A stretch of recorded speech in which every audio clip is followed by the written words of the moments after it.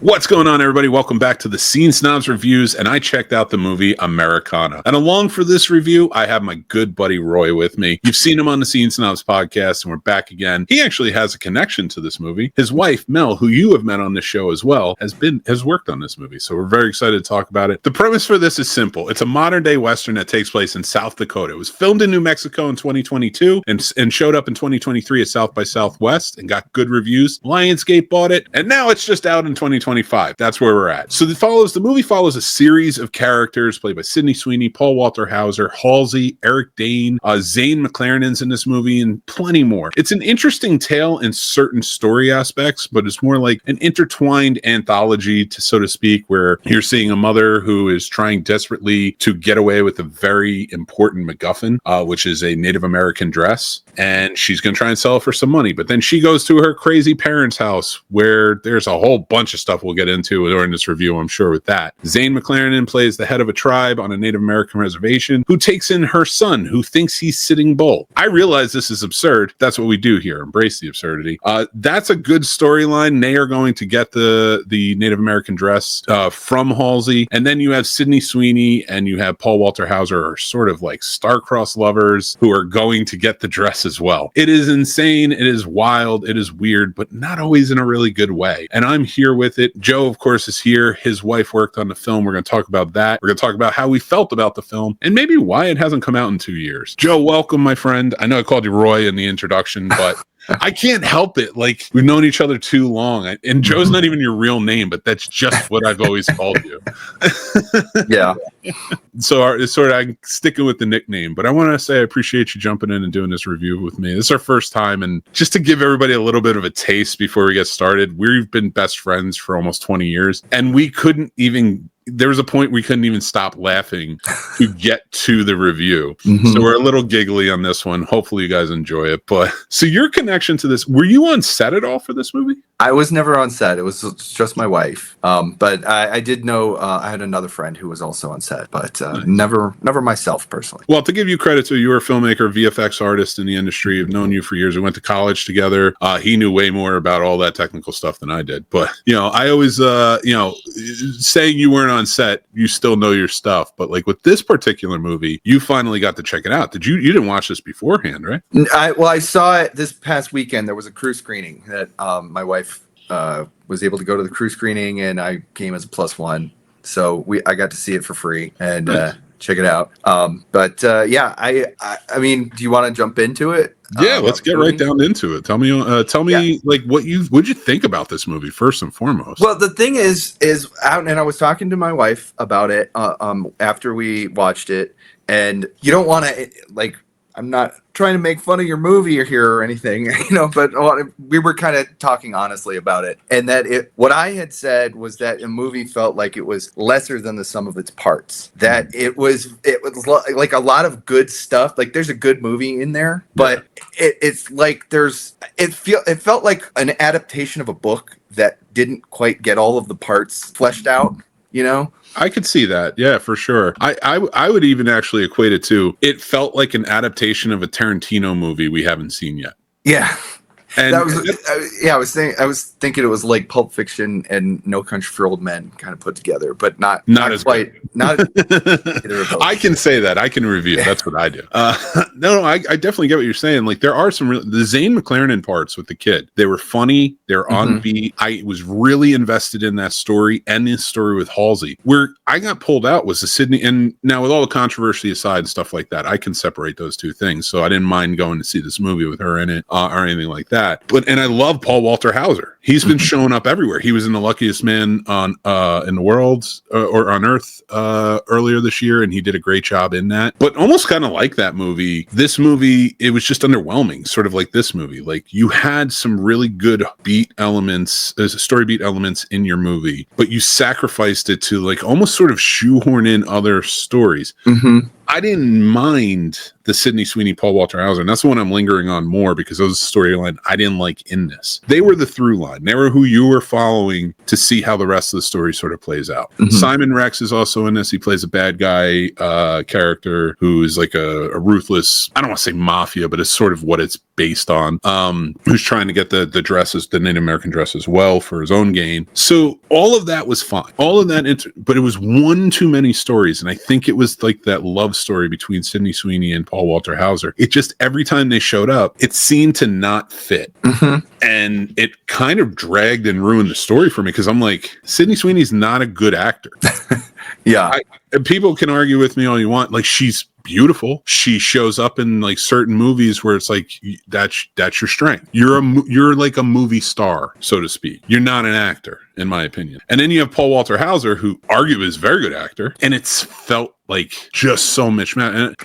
But here's what bugged me. You had really powerful acting from Halsey, who had a really deep story with her family and her backstory that I felt was cut short to make up for this love story that's just not going anywhere. And then you have Zane McCliernan, who plays the Native American, like, sort of tribesman, or no, tribal chief, I should say, or whatever, to his tribe.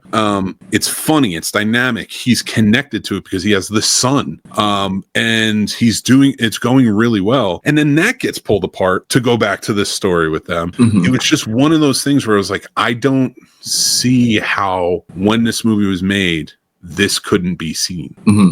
Why are they your main focal point first off? Mm-hmm. And it just like it kind of ruined this story for me. I walked away from it feeling like, not that I hate it or anything. And exactly. I say people check it out, let me know what you think. I'd love to hear it. But I walked away from it like, I don't ever care if I see this again. Yeah. And I didn't want to, because there were parts in there where I was like, if this was fleshed out, this could have been one of my favorite movies. Mm-hmm. It felt out of balance that the different parts, the different storylines,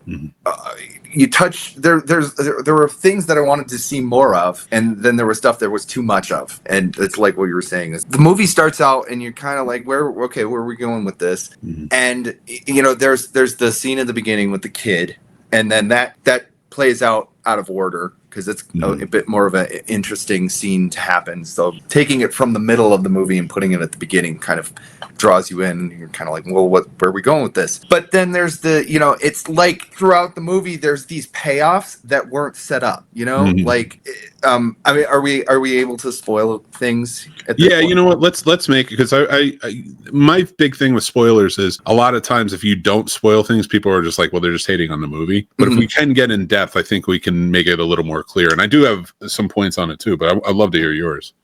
Yeah, so the like when all the shit goes down with Halsey's family, I thought I was laughing so much in that I was like, yeah, get them, get right? These guys. But it wasn't set up. It's like it's implied. I understood what was happening. It wasn't like I was confused about what was going on, but it felt like it's like when you see the bad guy kick a puppy, and then you're like, I want to see that guy get his comeuppance in the end. But then we just see the bad guy get his comeuppance.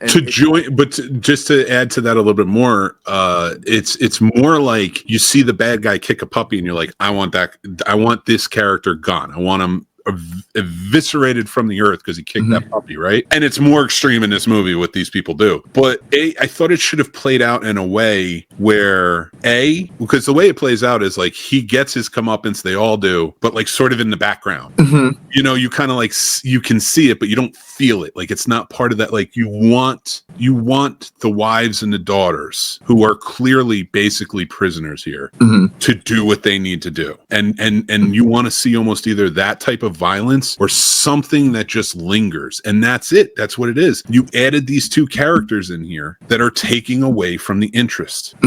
And honestly, I'm not, I don't really do the fix movies thing or anything anymore, but for me, I would have liked to, or appreciated seeing, take the Sydney Sweeney, I want to be a country singer even though I stammer thing out.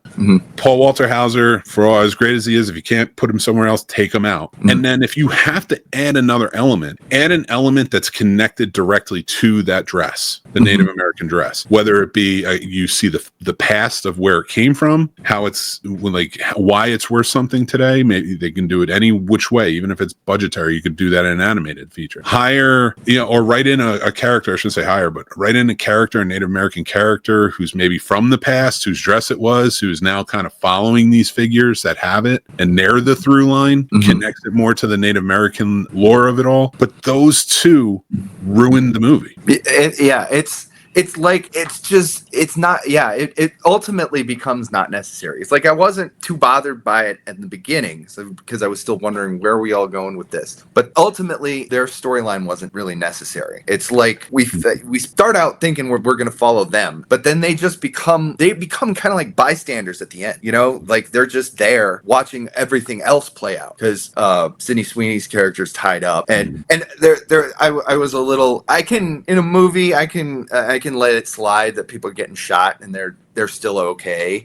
But this movie seems to kind of there were like 2 or 3 different characters that got like, you should be dead, but they drove from one state to another while the guy was bleeding out. Yes.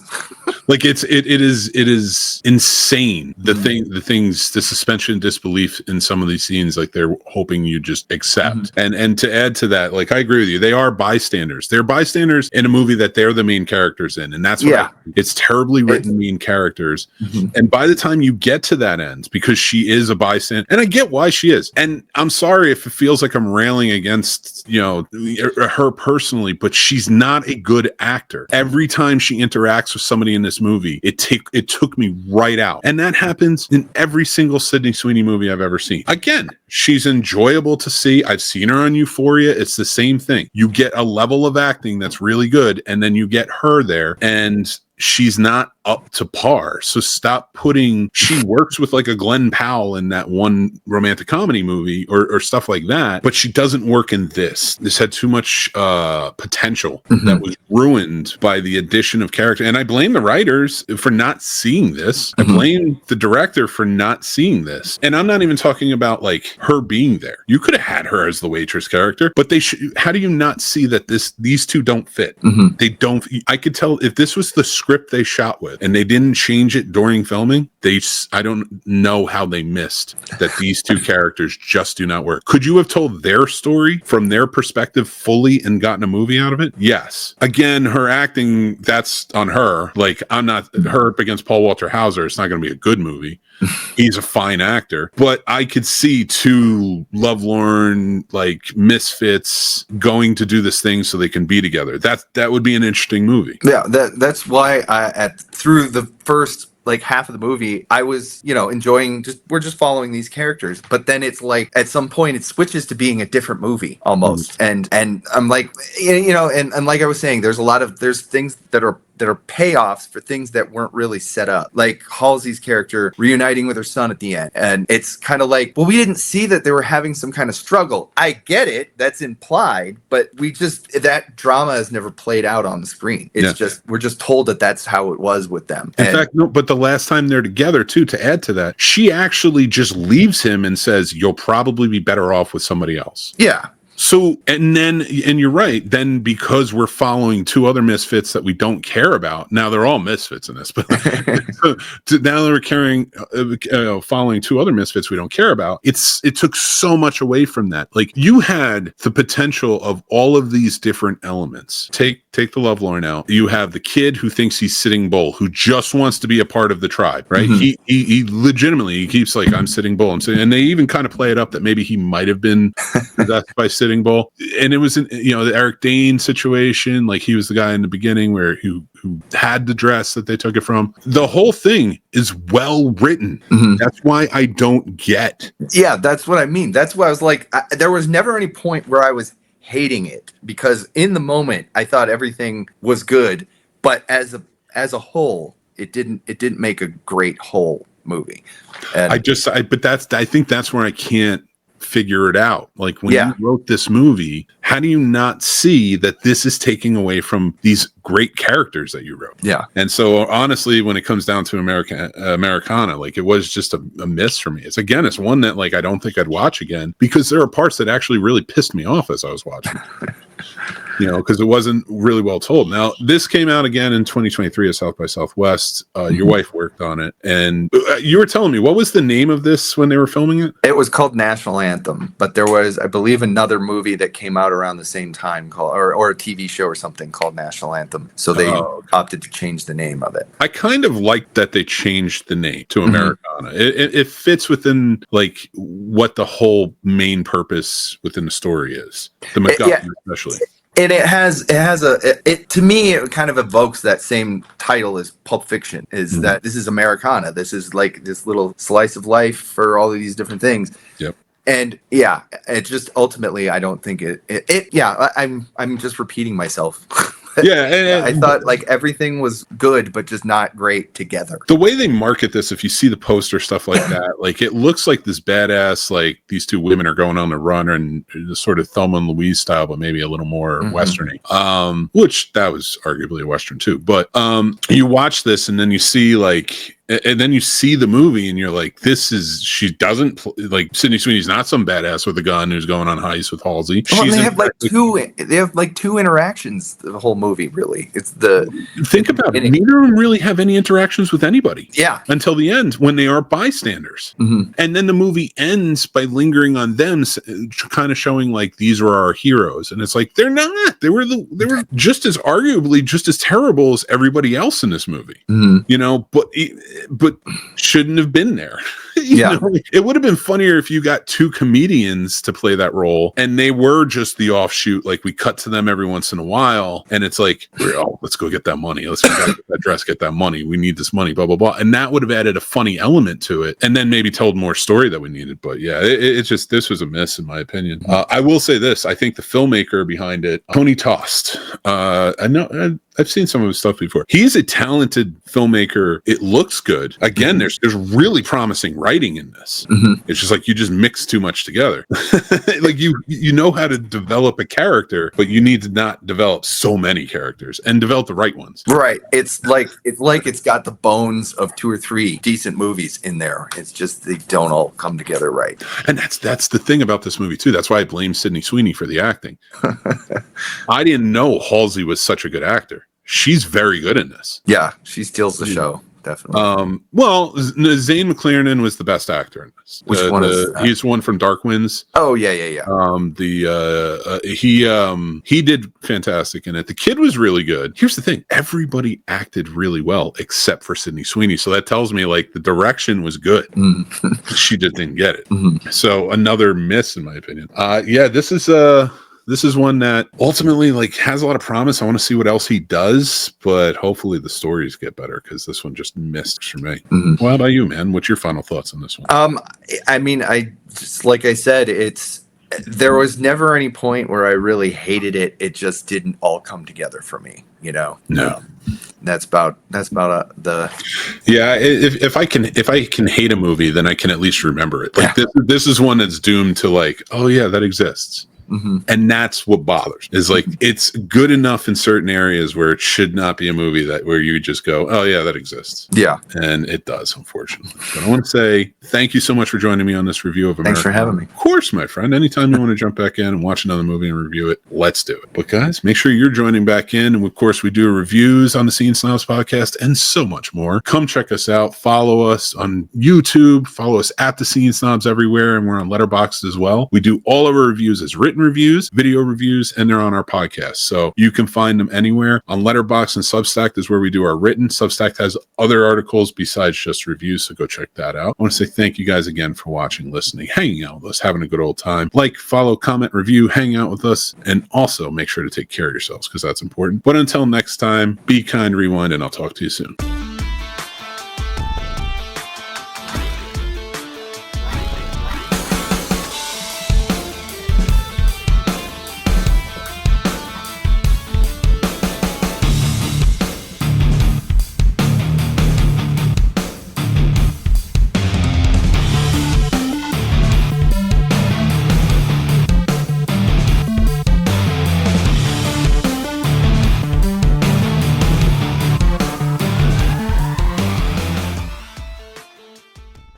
So the movie is basically a present day Western of sorts, kind of how we see them told nowadays. And it follows a myriad of people. We have Halsey in this movie, Sydney Sweeney, Paul Walter Hauser, Zane McLaren's in this movie, Eric Dane. There's a lot of hold on one second. So, all right. So this is where I do it, and then I can look for the audio. A lot of familiar faces in this movie. It was made in 2022 and showed up in 2023 at South by Southwest. But since then, wait, did I finish talking about what it's about? No, no. You're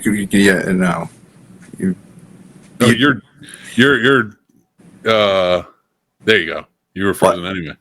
Oh, I was frozen? You're still frozen. Oh, there you go. Stop moving. Oh, yeah, there you did it because you were frozen. The freezing is my favorite part of this. It's probably me. I don't know. Anyway, let me go back into it. I'm going to start over with the premise. That's it. All right. The premise of this movie is basically it's a Western told in present day times. Maybe is it present day? I can't remember. Was this the 90s or was this? I was wondering that too, but there's a flat screen TV in their bedroom in the beginning of the movie. So it's relatively recently, yes. I don't know. Try coming out and coming back in because I think you're moving a little slow. I'll try it.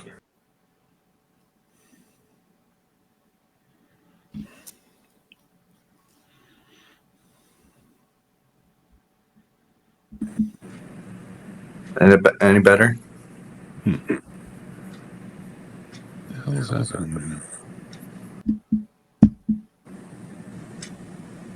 Huh? Stupid thing.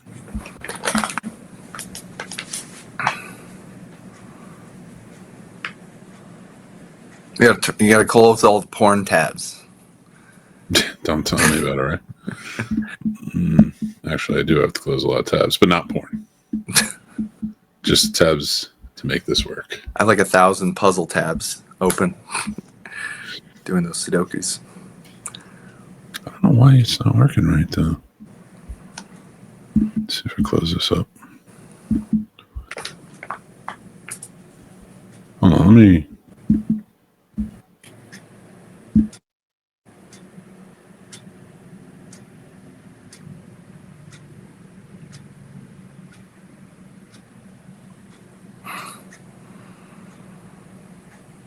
All right, I think it was me because now you seem fine. Okay. So glitchy before, so I wanted to reset. All right, we're still recording, so start with the premise. All right. The premise is simple. This is a modern-day Western that is taking place in New Mexico. Follows a series of characters played by Halsey, Sydney Sweeney. It's South Dakota. Sorry. Takes place in South Dakota. It was filmed in New Mexico, but I'm sorry.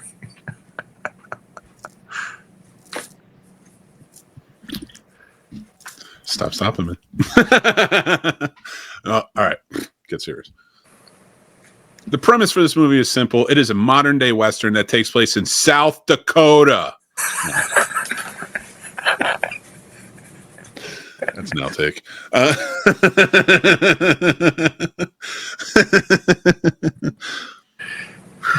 All right. The premise...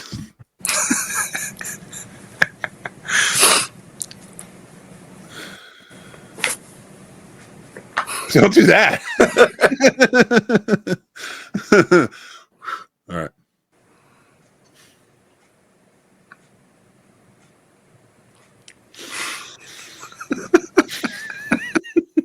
So I can't do Unique New York. Unique New York. I can't do it. Unique. Lion face. Lemon face. Lemon face. Unique New York. All right. How now, brown cow? How now, brown cow? Here we go.